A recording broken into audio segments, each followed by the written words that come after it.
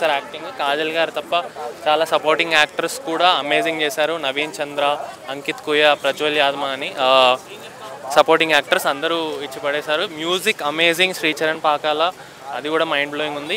ఇంకా డెఫినెట్లీ మీ ఫ్యామిలీస్ ఇంకా ఫ్రెండ్స్తో పాటు ఈ వీకెండ్ కోసం బెస్ట్ థ్రిల్లర్, మిమ్మల్ని అస్సలు డిసప్పాయింట్ చేయదు మూవీ. 5/5, 10/10 మూవీ. మీ రేటింగ్స్ ఏంటో నాకు తెలియదు, నెక్స్ట్ లెవెల్ ఉంది సినిమా. మీరు వచ్చి థియేటర్లో కూర్చున్నారంటే లాస్ట్ సెకండ్ వరకు చాలా ఎంజాయ్మెంట్, చాలా గ్రిప్పింగ్గా, సస్పెన్స్గా, ఇంకా ఎండింగ్లో కూడా చాలా మంచి ట్విస్ట్ ఉంది. సో ఫ్రెండ్స్ ఇంకా ఫ్యామిలీస్తో పాటు డెఫినెట్లీ వచ్చేయండి ఈ వీకెండ్ సత్యభామ చూడడానికి. హైలైట్స్ ఆఫ్ ద ఫిల్మ్ అంటే డెఫినెట్లీ కాజల్ గారి పర్ఫార్మెన్స్, రైటింగ్ ఫిల్మ్ది. శశికిరణ్ గారు అమేజింగ్ రైటింగ్ అసలు. లైక్ రైటింగ్ చూసి we can clearly know that అది శశి గారు రైటింగ్ అని. Very gripping.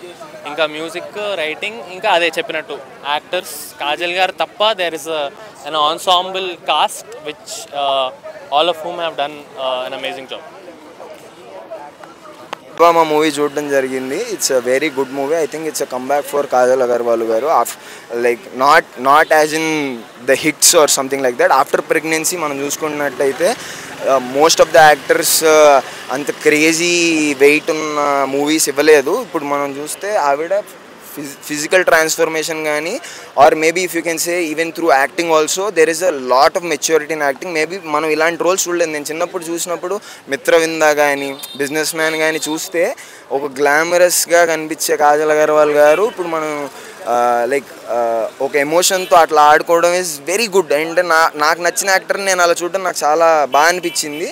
చాలామంది థ్రిల్లర్ కదా, there is lot of drama అంటున్నారు. అది ఫస్ట్ హాఫ్లో అది డ్రామాని కన్జ్యూమ్ చేస్తే క్లైమాక్స్లో it is hitting very good. అంటే అప్పుడు బాగా తగులుతుంది.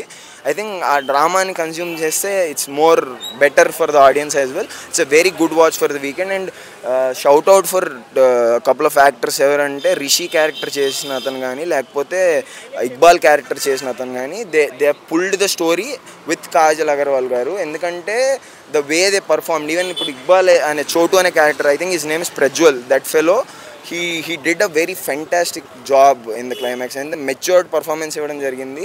డెబ్యూటెన్స్ నుంచి అది ఎక్స్పెక్ట్ చేయం. ఎందుకంటే మనోడు నేను చూసినట్టయితే హిందీలో అలాంటి మార్కెట్ క్రియేట్ అయింది. మనోజ్ బాజ్పేయి గారు కానీ ఇట్లాంటి వాళ్ళు ఐస్తో ఆడుకుంటారు.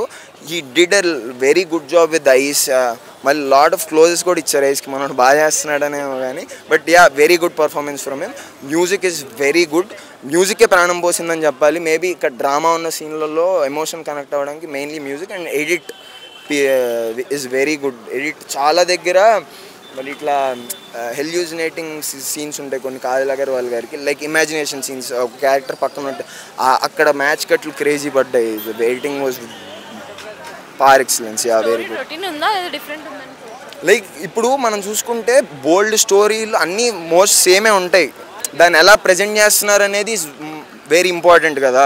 Screen play is also very good. అలా మీరు స్టోరీ గురించి అడిగారు కాబట్టి మెయిన్ సత్యభామ అనే పేరు పెట్టిన దానికి జస్టిస్ చేశారు. ఎందుకంటే ద స్టోరీస్ సేమ్. ఇప్పుడు మహాభారతం సినిమా తీసినా, రామాయణం సినిమా తీసినా అయ్యే స్టోరీలు ఉంటాయి. ఇప్పుడు ప్రజెంట్ జనరేషన్లో కాజల్ అగర్వాల్ గారికి ఉన్న ఇమేజ్కి తగ్గట్టు it's a very balanced story. It's a very good story.